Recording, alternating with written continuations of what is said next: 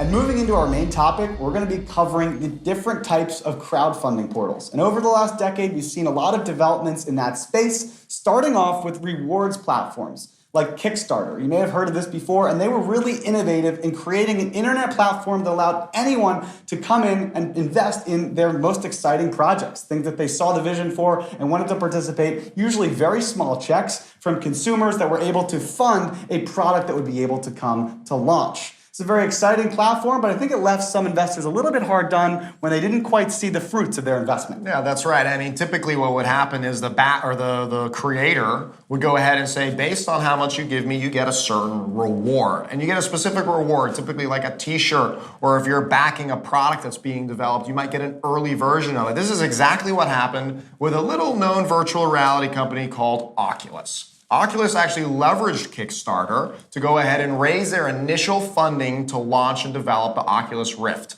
Now, of course, this was such a successful product, and many of the backers were happy receiving a t-shirt and receiving an early version of the product. That's what they were expecting. What they weren't expecting was for very quickly, shortly afterwards, Oculus to sell to Facebook for $2 billion. Now, a lot of these backers were kind of up in arms saying, wow, we just backed you and now you just sold to Facebook and we get nothing out of it. And that was a big problem. That's actually what I think led to the next sort of generation, which was where equity crowdfunding came along. And that actually wasn't even possible up until 2012, where Congress had to pass legal legislation to make this all possible. And so that's where we saw the rise of equity crowdfunding. However, equity crowdfunding, I think, had its own flaws, right? You did now get shares in a company, but Oculus Rift would still have to sell to another company or eventually IPO for the backers or the investors in this case to actually make a return. And I think that's, Kyle, where we may have saw the innovation of ICOs take place. Yeah, there were a lot of people that wanted to invest in these things, but you might have made a bunch of investments on an equity crowdfunding portal and then just been stuck there with illiquid shares that weren't going to go anywhere unless they got acquired, as you said, or IPO'd or something like that. But for the most part, a lot of these investors probably just sat on equity forever. Even if it appreciated over time, they had no way to get liquidity on it. And so as we saw the developments in the ICO space, it was very different. They offered this opportunity for investors to be able to buy into a project, contribute early, and get liquid assets back in return that they could then buy or sell in the secondary market, creating a kind of a speculation perspective here. But again, even that wasn't a full, complete picture, because a lot of investors, in the same way as with the Kickstarter example, were looking to invest and back these early projects and very quickly realized that the crypto or the utility tokens that they received in return for their investment really didn't represent the underlying equity of the platform at all. They really didn't have any rights or protections in any case, and they were just getting essentially pre-sold revenue that then they could sell to other people. It was an incomplete picture. Does that sound familiar, folks, to our Oculus Kickstarter analogy, right? And that's, I think, exactly why security tokens came into fruition, because people saw the potential of ICOs. They wanted to be able to participate, but unfortunately they didn't get what they really wanted, which was true exposure to the company. And now, thanks to security tokens, basically compliant versions of equity crowdfunding, enabling easily transferable capabilities of ownership, aka liquidity, so that you can sell your shares to somebody else, whether it's through a secondary market or directly to somebody else. This technology makes it possible. Before, with equity crowdfunding, it was too difficult for a company to manually manage this process. And when it came to ICOs, it was actually either illegal to enable these capabilities or they simply didn't offer investors what they wanted.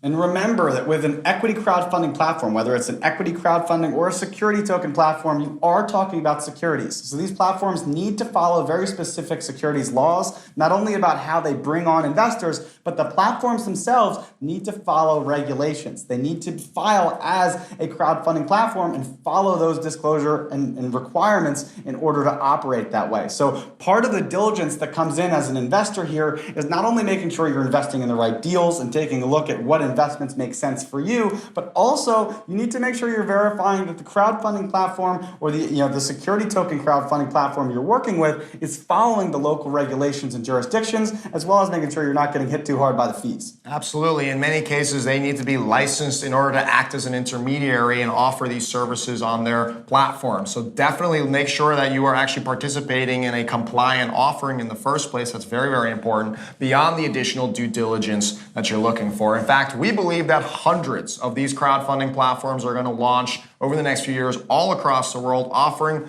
thousands of different types of investment opportunities across different industries. And they're going to focus on specific niches.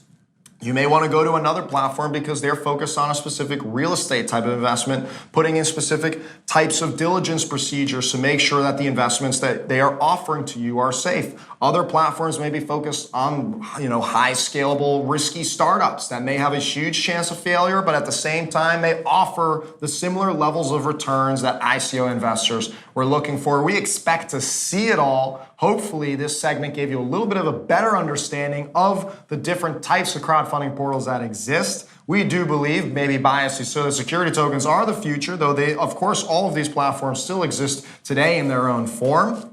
And of course, if you have any questions on this topic, please reach out to Kyle and I directly. We're happy to talk to you on LinkedIn or Twitter and answer your questions. Absolutely. Thanks again for checking out the episode. We're live on YouTube for video. If you're listening, still a lot of you are listening on Spotify. You may like to see our faces here in some of the articles we cover throughout the episode. Or if not, you can listen on Spotify, Apple Music. We release these episodes Friday mornings. We also have our newsletter, What's Drippin', that comes out Monday, that gives you the full digest of everything that's going on, as well as our Clubhouse speakeasy sessions that we cover the main topic and Q&A with industry leaders every Thursday afternoon. Of course, and if you want to go check out stomarket.com, you can get the latest trading information on all security tokens. You can get the latest news at stomarket.com/news. And of course, you can check out amazing research reports by our team and blog and articles and information at the Security Token Market blog. Thanks so much for listening. We'll talk to you next week. Happy tokenizing.